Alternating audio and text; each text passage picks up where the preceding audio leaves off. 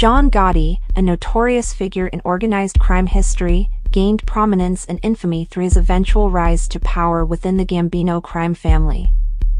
This video delves into the events that led Gotti to become the head of one of New York City's most powerful mafia families, highlighting his strategic tactics, ruthlessness, and the implications of his leadership. Early life and entry into the Mafia. John Gotti was born in the South Bronx, New York, in 1940. Growing up in a neighborhood with deep connections to organized crime, Gotti became involved with the Mafia at a young age. He rose through the ranks, securing his place within the Gambino crime family, which was, at the time, under the control of Carlo Gambino. The sparks of rebellion. Gotti's ambition and leadership qualities began to emerge during the 1970s when he became a prominent figure within the family. However, his journey to the top was not without obstacles.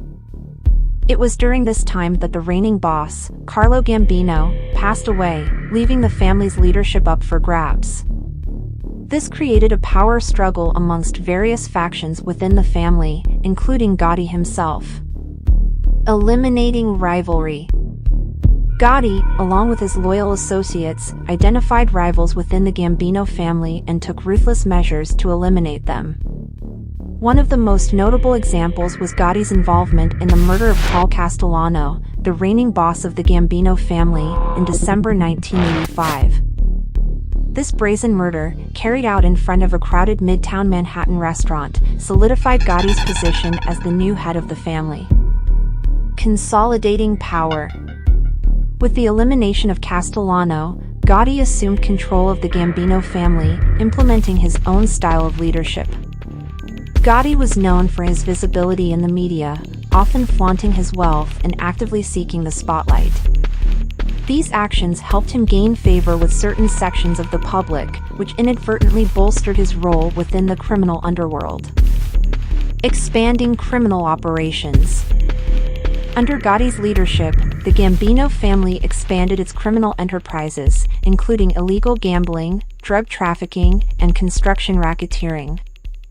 Gotti's ruthless approach to business generated significant profits for the family, further solidifying his position as a force to be reckoned with.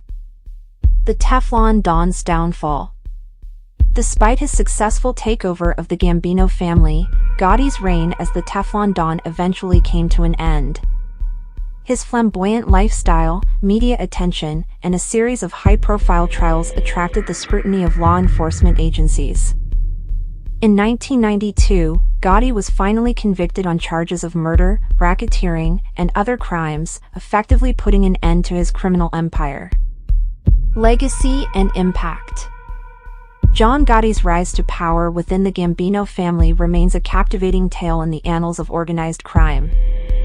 His ability to outmaneuver rivals, eliminate key opponents, and expand criminal operations showcase the ruthlessness and strategic thinking that defined his leadership style. Gotti's story continues to fascinate and serve as a cautionary tale about the enduring allure and downfall of power in organized crime. Conclusion. John Gotti's ascent to the helm of the Gambino crime family marked a significant turning point in both his life and the history of the Mafia. Through his cunning, determination, and willingness to resort to violence, Gotti solidified his reputation as a force to be reckoned with. However, his reign as the Teflon Don was short-lived, ultimately leading to his conviction and imprisonment. Gotti's legacy serves as a reminder of the complexities and consequences of power within the criminal underworld.